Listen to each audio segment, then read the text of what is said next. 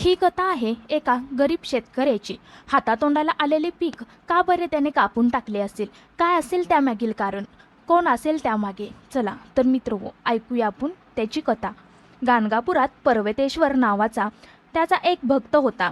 तो शूद्र होता. त्याने कायावाचनाने गुरुभक्ती केली. श्री गुरु रोज नित्यनेमाने संगमावर स्नानासाठी जात असत. त्यावेळी तो त्यांच्या मार्गावर त्यांच्या शेतात उभा राहत असे. श्री गुरु येत आहेत हे पाहून तो रोज धावत येत असे आणि त्यांना साष्टांग नमस्कार करत असे. तसेच दुपारी श्री गुरु परत मठात जाताना पुन्हा नमस्कार करत असे. परंतु श्री गुरु त्याच्याजवळ काहीच बोलत नसत. एक दिवस शूद्र नमस्कार करण्यासाठी आला. तेव्हा श्री गुरूंनी त्याला विचारले, तुझ्या मनात काय इच्छा आहे सांग बरे. तेव्हा शूद्राने विनंती केली, माझे शेती चांगली पिकावी अशी माझी इच्छा आहे. मी शेतात जोंधळे पेरले आहे. तुमच्या कृपाने पीक चांगले यावे. आपण माझ्या शेतीजवळ यावे व अमृतमय दृष्टीने पाहावे. तेव्हा श्री गुरु त्याच्या शेतीजवळ गेले व त्याला म्हणाले, तू जर माझे ऐकणार असलास तर मी सांगतो. माझ्या बोलण्यावर विश्वास ठेवायला हवा. तेव्हा पर्वतेश्वर म्हणाला, स्वामी, गुरुवाक्य मला प्रणाम आहे. दुसरा भावच माझ्या मनात नाही. तेव्हा श्री गुरूंनी आज्ञा केली, मी संगमावर जात आहे. माध्यानीपर्यंत येईन, तोपर्यंत सर्व पीक कापून टाक. असे त्या शूद्राला सांगून श्री गुरु संगमावर गेले व शूद्र मनात विचार करू लागला की गुरुवचन आपल्याला प्रणाम आहे.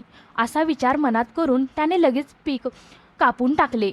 त्याच्या पत्नीने व मुलाने खूप विरोध केला, पण त्याला न जुमानता त्याने सर्व पीक कापून टाकले. श्री गुरु परत येताना तो वाटेत जाऊन उभा राहिला. त्याने श्री गुरूंना वंदन केले व कापलेले पीक दाखवले. श्री गुरु त्याला म्हणाले, अरे उगीचच कापलास रे, मी तुला गमतीने सांगितलेले. तेव्हा तो म्हणाला, स्वामी, तुमचे वाक्य मला प्रणाम आहे. तीच माझी कामधेनू. त्यांच्या गुरुनिष्ठा पाहून श्री गुरु म्हणाले, तुझा विश्वास असेल तर चिंता करू नकोस, तुला खूप मोठे फळ मिळेल. पर्वतेश्वराची बायको मुले शोक करू लागली. आमच्या तोंडचा घास गेला असे म्हणत होती. शूद्र सर्वांना समजावून सांगत होता, माझ्या गुरुचे वचन म्हणजे मला कामधेनू आहे. तेव्हा तुम्ही काहीच काळजी करू नका. आपले नुकसान होणार नाही हे मला माहीत आहे. अशा रीतीने 8 दिवस गेले. मग अत्यंत थंड वारे वाहू लागले आणि गावातील सर्व पीक नासले. साऱ्या देशातील पीक थंडीने नष्ट झाले आणि मूळ नक्षत्रावर अचानक पाऊस पडू लागला आणि सर्व पिकांचा नाश झाला. गाव नापीक ठरला. पण शूद्राचे पीक दसपट झाले. एकेकाळ मुलाला 11 फाटे फुटून खूप पीक आले. एवढे पीक आले तेव्हा लोक विलक्षण चकित झाले. देशाचा दुष्काळापासून बचाव झाला. श्री गुरुच्या कृपाप्रसादाने शूद्राच्या बायको मुलांना प्रचिती आली. तिने आपल्या पतीची क्षमा मागितली. नंतर त्यांनी शेतात पांडवांची पूजा केली व श्री गुरुदर्शनासाठी गेले. त्यांनी अनेक उपचारांनी श्री गुरूंची पूजा केली. नंतर 1 महिन्याचा काळ गेल्यावर अपार पीक त्यांच्या शेतात आले.